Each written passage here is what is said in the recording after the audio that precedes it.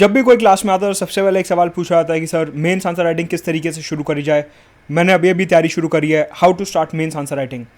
ये क्वेश्चंस को आंसर करने के लिए एक छोटा सा वीडियो बनाया जहां पे मैं आपको बताऊंगा कि डे 1 से मेंस आंसर राइटिंग कैसे शुरू की जा सकती है।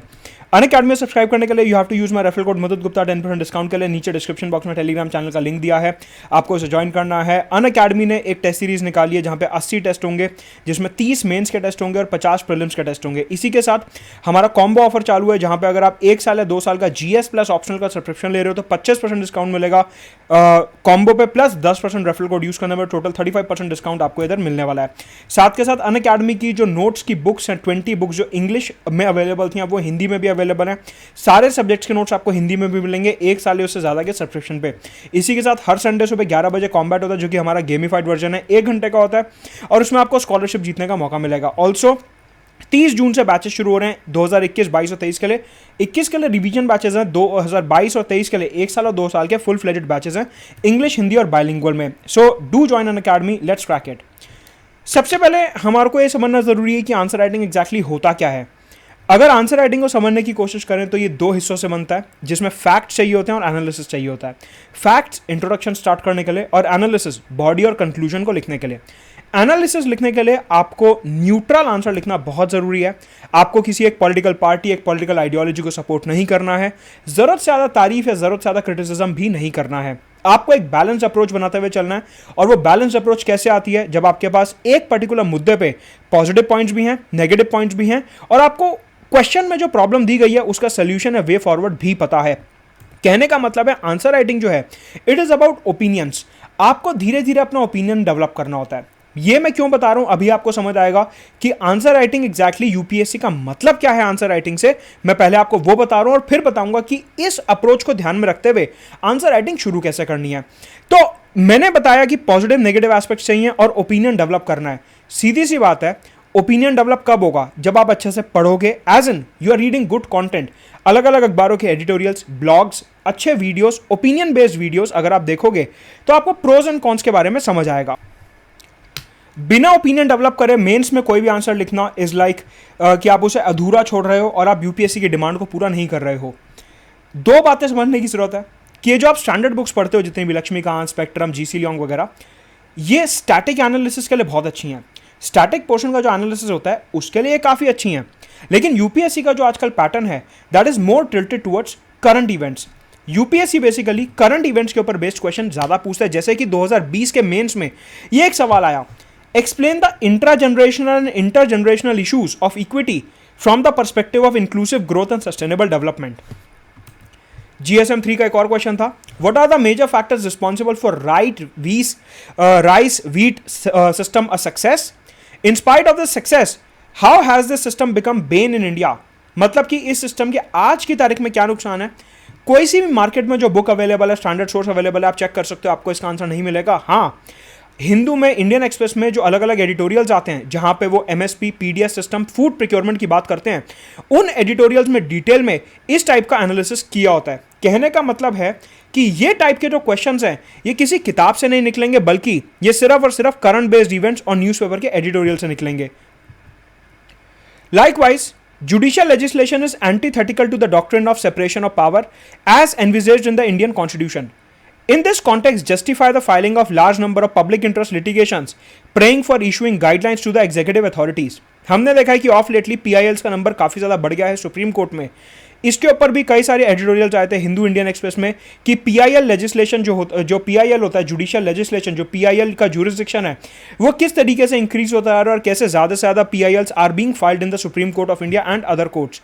लाइकवाइज हिस्ट्री का एक क्वेश्चन GS1 का, Since the decade of 1920s, the national movement acquired various ideological strands and thereby expanded the social base. सवाल उठता है, मैंने आपको जो प्रीवियस ईयर के क्वेश्चन दिखाए 2020 मेंस के, इनका पर्पस क्या है? इन क्वेश्चंस को दिखाने का पर्पस ये है कि अगर हम करंट इवेंट्स की बात करते हैं, जो पहले 3 क्वेश्चंस हैं आपकी स्क्रीन पे, ये करंट क्वेश्चंस हैं।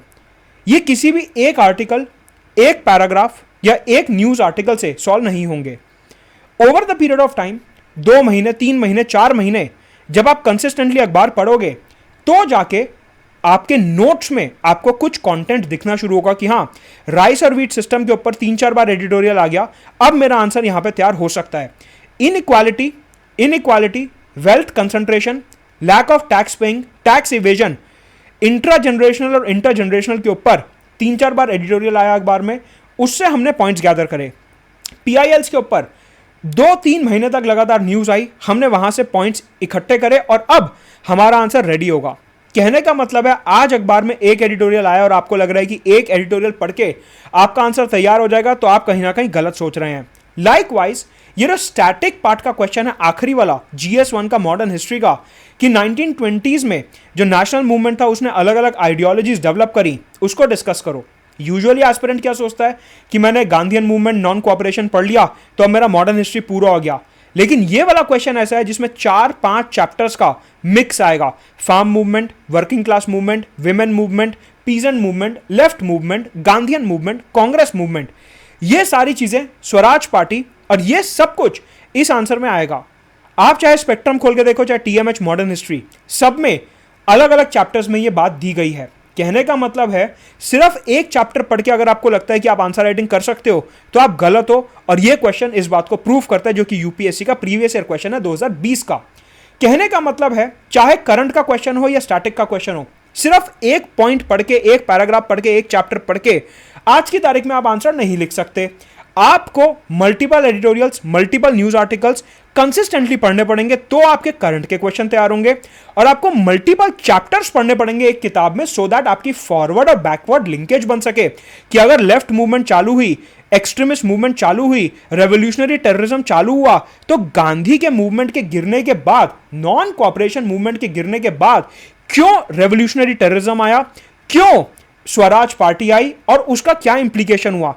इस तरीके से अलग अलग चैप्टर्स को कनेक्ट करके आपको यह आखिरी वाला स्टैटिक क्वेश्चन लिखना होगा। कहने का मतलब है एक चैप्टर पढ़ लेने से आंसर राइटिंग की शुरुआत हो ही नहीं सकती, और क्योंकि क्वेश्चन का ट्रेंड ऐसा है तो एक दिन अखबार पढ़ के भी आप आंसर नहीं लिख सकते। तो बेसिकली मेरे को एक काउंटर आर्ग्यूमेंट दिया जाता है क्लासेस में बहुत ज्यादा कि सर फलाना फलाना टॉपर ने बोला था कि मैंने तो डे 1 से आंसर राइटिंग शुरू कर दी थी, तो क्या वो लोग गलत हैं। चलिए एक एग्जांपल लेते हैं। फॉर एग्जाम्पल विराट कोहली ने बोला कि boost is the secret of my energy. ठीक है, कि मतलब विराट कोहली के पास जितनी भी एनर्जी आ रही है वो बूस्ट पी के आ रही है। अब क्रिकेट के टॉपर तो विराट कोहली हैं, मतलब कि जो व्यक्ति क्रिकेट खेलने की तैयारी कर रहा है वो अपने घर में जाके बोले कि मेरे को आप बूस्ट पिला दो क्योंकि विराट ने बोला है। बैटिंग टेक्निक वगैरह की तो कोई जरूरत नहीं है, क्योंकि एडवर्टीजमेंट, पेड एडवर्टीजमेंट में विराट ने पैसे लिए बूस्ट की कंपनी से और ये बोल दिया कि बूस्ट बहुत अच्छा है। तो क्या इसका यह मतलब हो गया कि विराट कोहली खुद अपने घर में बूस्ट पीता है रोज सुबह। कहने का मतलब है विराट कोहली ने 15-20 साल जो बैटिंग टेक्निक डेवलप करने में मेहनत करी उसकी अब कोई जरूरत नहीं है, क्योंकि अब बूस्ट आ चुका है। बूस्ट पी लोगे तो अपने आप बैटिंग में एकदम मास्टर हो जाओगे, कवर ड्राइव, स्ट्रेट ड्राइव सब मार लोगे। बैटिंग प्रैक्टिस की कोई जरूरत ही नहीं है। नेट प्रैक्टिस वगैरह का तो कल्चर अब खत्म ही हो चुका है। ये ऐसी बात है। विराट कोहली का इसमें कमर्शियल इंटरेस्ट था, इसलिए उन्होंने पैसे लिए और बूस्ट को प्रमोट करा। अलग अलग सेलिब्रिटीज का अलग अलग ब्रांड्स में एक इंटरेस्ट होता है। कहने का मतलब है रणबीर कपूर को अगर टीसो की घड़ी का ब्रांड एम्बेसडर बना दिया गया तो क्या इसका यह मतलब है कि रणबीर कपूर हमेशा टीसो की ही घड़ी पहनेगा। शाहरुख खान को अगर हुंडई गाड़ी का ब्रांड एम्बेसडर बना दिया गया तो मतलब शाहरुख खान कभी भी BMW ऑडी में नहीं बैठेंगे, वो अब सिर्फ हमारे को हुंडई सेंट्रो चलाते हुए दिखेंगे, क्योंकि उसी से ही उनकी सारी पिक्चरें हिट होती हैं। तो थोड़ा समझो और खेलो दिमाग से। कहने का मतलब है कि आजकल एक नया ट्रेंड चला है, वैसे वो थोड़ा पुराना हो गया, मास हिस्टेरिया क्रिएट करने का। सर कैसा trend? Daily mains answer writing और ये डेली आंसर राइटिंग चैलेंज वगैरह वगैरह, जिसमें क्या होता है ऊपर एक क्वेश्चन दिया होगा, नीचे आज के अखबार में कौन सा आर्टिकल उससे लिंक्ड है उसका लिंक दे दिया जाएगा कि ये एडिटोरियल पढ़ो, पहले ये आर्टिकल पढ़ो और ऊपर जो हमने क्वेश्चन दिया उसको अटेम्प्ट करो। यूपीएससी ऐसे काम नहीं करता। यूपीएससी मेंस में ये नहीं पूछने वाला कि 1 जुलाई 2021 को हिंदू के पेज नंबर 15 पे एक एडिटोरियल आया था तो उसमें से ये आंसर छांट के लिखो। कहने का मतलब है आंसर बिल्डिंग एक प्रोसेस होता है। बिल्डिंग जो है वो एक ईंट से नहीं बन जाती, उसके लिए बहुत सारी ईंटें चाहिए। वैसे ही आंसर राइटिंग भी एक बिल्डिंग है। एक दिन के अखबार के ईंट से बिल्डिंग नहीं खड़ी हो जाएगी, बहुत सारी पत्थर चाहिए होंगे तो जाके बिल्डिंग खड़ी होगी। आंसर राइटिंग कहने का मतलब है, मैंने आपको क्वेश्चंस भी दिखाए और फैक्ट्स भी दिखाए। आंसर राइटिंग जो शुरू करनी चाहिए जब 75% आपका एक सब्जेक्ट पूरा हो जाए उसके बाद शुरू करनी चाहिए, क्योंकि forward backward linkage based question बहुत ज्यादा पूछा जाता है। फॉर एग्जाम्पल अगर आप मॉडर्न हिस्ट्री कर रहे हो तो जब तक आपकी 75% मॉडर्न हिस्ट्री पूरी नहीं हो जाती तब तक आंसर राइटिंग शुरू करने का कोई सेंस ही नहीं बनता। डे वन से आंसर राइटिंग कोई कर ही नहीं सकता, क्योंकि क्वेश्चन का लेवल ऐसा है, अगर आपको पहले से इतना आता होता तो आप कोचिंग शुरू ही नहीं करते, आप सेल्फ स्टडी शुरू ही नहीं करते, आप सीधा एग्जाम में फॉर्म भर के पढ़ने बैठ जाते। कहने का मतलब है कि आंसर राइटिंग तभी शुरू होगी जब आपका 75% बेस, लिंकेजेस, नोट्स तैयार हैं, आपने अखबार कंसिडरेबल टाइम के लिए पढ़ लिया है, क्वालिटी डेवलप हो चुकी है, pros cons solution way forward तैयार हो चुका है, अब हम पूरे तरीके से तैयार हैं कि आंसर लिख पाएंगे। कहने का मतलब है डे वन से आंसर राइटिंग सिर्फ एक दिखावा है, सिर्फ एक कमर्शियल इंटरेस्ट है और उससे ज़्यादा कुछ नहीं है। पढ़ाई पे ध्यान दो, अच्छे नोट्स बनाओ, अच्छी बुक्स पढ़ो, अच्छे एडिटोरियल्स पढ़ो, अपने आप पेन चलने लगेगा आंसर राइटिंग में। इसी के साथ आज की मजदूरी यही निपटेगी। ये रेफरल कोड यूज करना है मुदित गुप्ता 10% डिस्काउंट के लिए। टेलीग्राम चैनल ज्वाइन कर लो, अनअकैडमी पे टेस्ट सीरीज आ रही है और ये टेस्ट सीरीज पूरे साल स्प्रेडेड है, मतलब कि आपको पढ़ने का प्रॉपर टाइम दिया जाएगा, उसी के बाद यहाँ पे आपका टेस्ट होगा। इसी के साथ कॉम्बो सब्सक्रिप्शन ले रहे हो तो 35% का डिस्काउंट है। संडे को हर रोज सुबह 11 बजे हमारी कॉम्बैट तो होती ही है, तो वो ध्यान रखना। बाकी 30 जून से बैचेस शुरू हो रहे हैं, लेट्स क्रैक इट।